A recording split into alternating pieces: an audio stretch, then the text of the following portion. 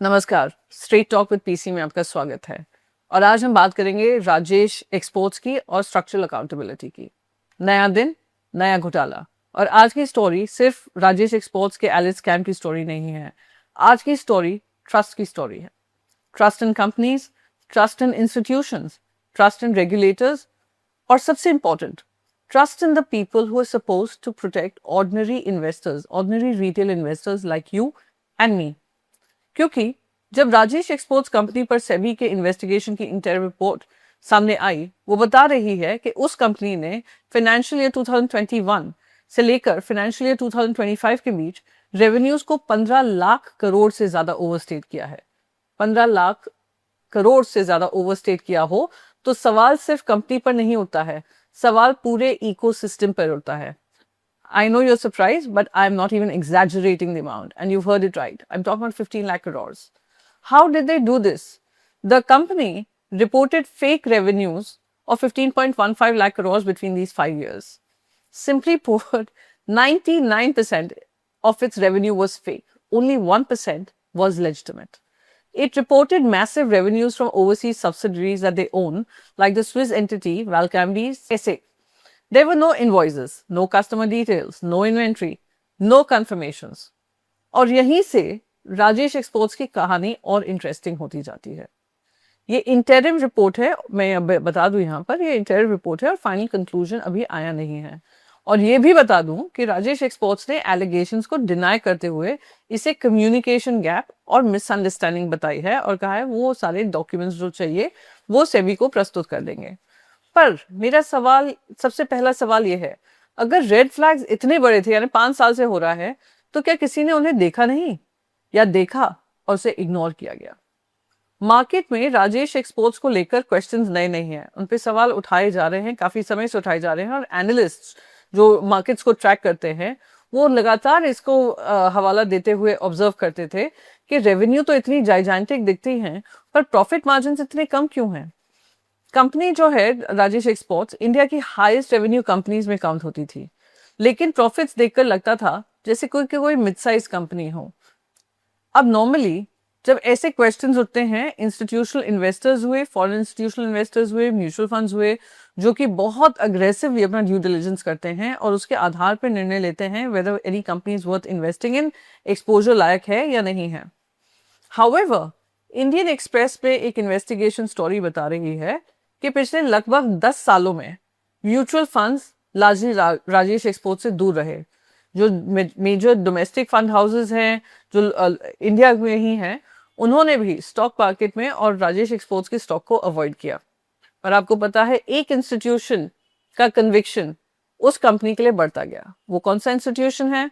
LIC, yes, life insurance corporation of India. 2016 में LIC की holding लगभग 2% थी, 2% ऑफ राजेश एक्सपोर्ट्स। 2026 यानी 10 साल में LIC की होल्डिंग 10.8% है।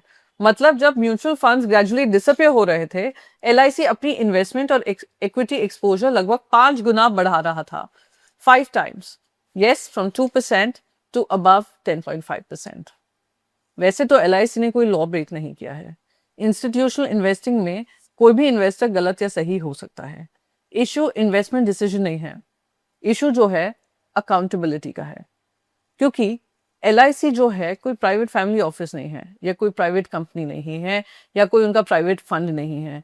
LIC जो पैसा इन्वेस्ट करती है वो करोड़ों पॉलिसी होल्डर्स का पैसा है, जिन्होंने अपनी मेहनत की कमाई LIC में लगाई हुई है कि जब रिटायर होंगे उनको वो सूद समेत मिलेगी। तो जब सूद ही इस तरीके से इस्तेमाल हो रहा हो तो कहीं ना कहीं प्रॉब्लम होती है। और जब आप पब्लिक ट्रस्ट मैनेज करते हैं तब पब्लिक क्वेश्चंस भी लेजिटिमेट होते हैं। और ये पहली बार नहीं हुआ है, LIC को लेकर पहले भी इस तरीके का सामने आया है। आपको याद होगा अडानी हिंडनबर्ग कंट्रोवर्सी, उस वक्त भी एग्जैक्टली यही डिस्कशन हुआ था। तब भी पब्लिक का सवाल यही था, क्या LIC रिस्क को एक्यूरेटली असेस कर रही है या नहीं कर रही है, या पब्लिक इंस्टीट्यूशंस कुछ कंपनीज में डिसप्रोपोर्शनेट कन्विक्शन दिखा रहे हैं, डिसप्रोपोर्शनेट इंटरेस्ट दिखाकर अपना एक्सपोजर उन कंपनीज में बढ़ा रहे हैं। मार्च 2024 तक LIC के अडानी ग्रुप इन्वेस्टमेंट्स की मार्केट वैल्यू थी 61,000 करोड़ से ज्यादा थी। इसलिए पब्लिक स्क्रूटनी नेचुरली बहुत इंटेंस थी, और जब वहां पे स्टॉक मार्केट क्रैश हुआ तो उनका भी काफी लॉसेस हुए। और आज राजेश एक्सपोर्ट्स के केस में फिर वही अनकंफर्टेबल क्वेश्चन सामने खड़ा हुआ है। आखिर एलआईसी को क्या दिख रहा था जो म्यूचुअल फंड्स को नहीं दिख रहा था, या फिर म्यूचुअल फंड्स को क्या दिख रहा था जो एलआईसी नहीं देख पा रही थी। However, what is surprising is also the pivot of this gold trading exporter company. They moved from trading gold and from gold jewelry market into EV batteries and storage. Yani totally different companies, totally different ideas, but started by Rajesh Exports. And as soon as Rajesh Exports ने lithium ion cell manufacturing में entry announce की, ministry of heavy industries की ACC battery PLI scheme के selected beneficiaries में उनको जगह भी बन गई। यानी शुरुआत होते ही उनको जगह भी मिल जाती है पीएलआई में। ये कोई छोटा अचीवमेंट नहीं था, because a company like Ather is a very well known company, didn't make the cut, but this company did. And just like, I'm sure you would compare this in your mind, just like how Mumbai Airport was given to a company that had no experience in airport management or airports in any way. चलिए, फिर भी PLI का objective था कि India को battery manufacturing power house बनाएगी। मतलब company को सिर्फ मार्केट का ट्रस्ट नहीं मिल रहा था, पॉलिसी इकोसिस्टम का भी ट्रस्ट मिला था। ये पब्लिक को अब समझने की बात है, यह पब्लिक को समझना होगा। ये खबर आते ही, जैसे ही ये इंटरिम रिपोर्ट की खबर आई, उनका स्टॉक करीब 80% गिरा। शेयर होल्डर्स का करीब करीब 12,726 करोड़ एक सेशन में वाइप आउट हो गया। एलआईसी जिसने 2000 करोड़ से ज्यादा इस कंपनी में इन्वेस्ट किया, वो और मार्केट जब क्रैश हुई, एलआईसी के 1600 करोड़ उसमें डूबे हैं।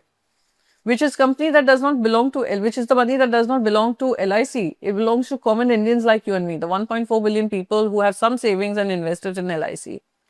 As always, it is the small investor who pays the price for these massive frauds. दोस्तों, रिटेल इन्वेस्टर्स के लिए सबसे बड़ा लेसन यही है, जो गवर्नमेंट अप्रूवल होती है, चाहे वो आयन बैटरीज के लिए हो, चाहे वो गोल्ड एक्सपोर्ट्स को हो, गवर्नमेंट अप्रूवल गारंटी नहीं है, इंस्टीट्यूशनल ओनरशिप गारंटी नहीं होती, एलआईसी इन्वेस्टमेंट गारंटी नहीं होती, म्यूचुअल फंड ओनरशिप भी गारंटी नहीं होती। आपको क्या करना होगा इन्वेस्टमेंट करने से पहले? आपको बैलेंस शीट देखनी पड़ेगी, कैश फ्लो देखना पड़ेगा।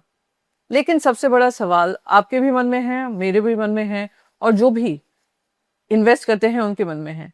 ये सबके सामने खेल चल रहा था और सब गांधारी बनकर क्यों बैठे हुए थे? इस जवाब का और इस सवाल का जवाब मैं उम्मीद करती हूँ ये सरकार दे पाएगी।